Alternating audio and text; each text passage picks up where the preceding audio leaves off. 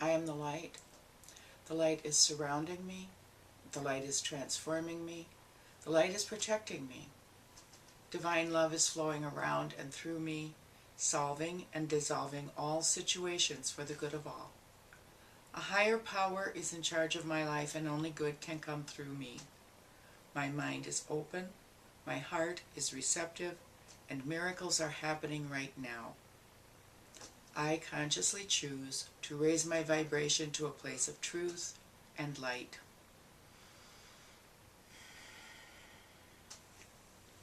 Yes, well, first of all, we want to congratulate all of you who have been, over the last little time, week, 2 weeks, in that area, patiently, if somewhat, in confusion, waiting for the bus, as the channel has put it, as we have put it, waiting for the next phase of your life to begin.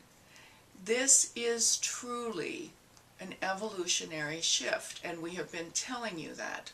And so you have been waiting for the shift to hit the fan, so to speak. And it will. It is happening. Just because you can't feel the air moving the plane doesn't mean that it's not moving. Just because you can't feel the energy flowing as rapidly as it is doesn't mean that it's not. And for many of you, you should be reassured by that, because if you feel now somewhat as though nothing or very little is happening, that truthfully means that you are in the flow, in the current of the energy that is moving throughout your world today. Look around you. Last night in the area where the channel resides, there were tornadoes. People were killed. Death and destruction all around. And it skipped over the space that she was in. If you look around you, how can you possibly be complaining that nothing is happening in your life when so much is happening in other lives that appears to be traumatic and totally chaotic? So the point we want to make is that you are moving into the flow of this new energy, which is taking you into a whole new way of being for the rest of this year. Between now and the last portion of June, where you are coming into the summer solstice, this is the last clearing out, the last preparation, the time to repack your bags, to go back in there and look and see, am I carrying it into this next phase anything that I would prefer to leave behind? Some of you are still having difficulty letting go of, releasing, discarding old beliefs, even old relationships that no longer serve you and will in fact be painful to carry into the next phase, into this evolutionary space. And so it is important that you choose carefully, what am I taking with me on this next leg of my journey? What is going to be important to me? The most important piece is going to be your own state of being and your own state of mind. And so it is important for you to remember that you are going to encounter nothing in this next phase of your journey that you cannot be with or deal with. You have done the work to prepare for this next bus, for this next leg of this adventure. And so it is with enthusiasm and anticipation, which is totally different from expectation. You can anticipate, I wonder what's going to happen, I wonder what's going to be next. Think about the birthday parties where you anticipated receiving friends, having friends over, and receiving gifts, and you were simply anticipating a good time, as opposed to the times when you were a child and your expectation was that you were going to get the certain special gift and it didn't show up. Anticipation is always to be preferred over expectation, because anticipation means you're open to what shows up. Expectation means I've got a name for what's supposed to show up, and if it doesn't show up, I'm going to be unhappy. And so while you are, as the channel says, sitting on the bus stop waiting for your transportation to show up, anticipate, don't expect. And know that you are prepared and you are ready to go forward. And these next few weeks are simply the reorganizing, the going through one last time to toss out anything that's in that suitcase that is simply going to weigh you down. If you are going on a vacation to the Caribbean, you don't take your snowmobile suit. If you are going to the North Pole, you don't take your bikini. Look and see what you're still hauling around with you emotionally that does not fit with your anticipation of where you're going to go. You can anticipate that it's going to be joyful, fun, exciting, happy.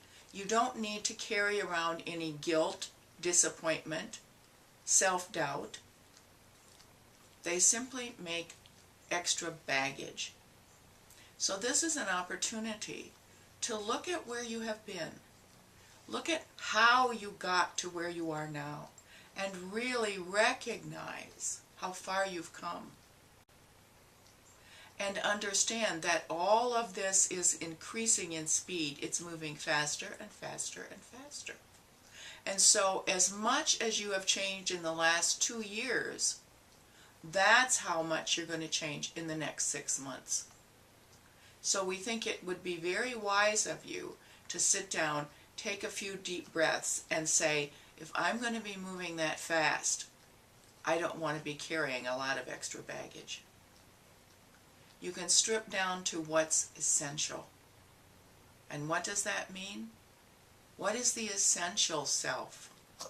What is the self that you need to have with you? The state of mind that you have to have always available to you. The peace, the place that you go in yourself to find your reality. Those are the things you take with you. Those are the things you need to make sure are in your suitcase. Who are you? What do you need to maintain that space? What is it that you need to have with you to remind you of who you are? And what are you leaving behind because it no longer identifies with you as you are today? Very simple. The channel had the experience of stepping back in time, was the feeling she had, to inhabit a state of mind that she thought was long gone. And yet it was a state of mind that ego had held on to, just in case the situation comes up where she would need to go into that space again. Well, ego said, here's the place you need to go to deal with this. And when she went there, she realized she wasn't dealing with it at all. It took her about an hour, she was right. So watch what shows up in your life. Watch where you are being triggered into spaces that are no longer comfortable and are no longer descriptive of who you are. It's like putting on an old identity or an old mask. You don't need that any longer, because you are truly moving into the speed of evolution. There's a an oxymoron, the speed of evolution. But it's moving faster and faster and faster to where you are evolving into releasing all the extraneous pieces of being human, to make space for the combination, the connection, the merging of the human and divine, the identity of the self as both, not simply human, not simply divine. It's not about leaving behind your humanity to evolve into your spirituality. That's not what this evolutionary leap is about. This evolutionary leap is about combining the two, so that, as we have said, you are living your life fully human and fully spiritual. We have said in the past, what made the Christ the Christ? What made every great prophet great?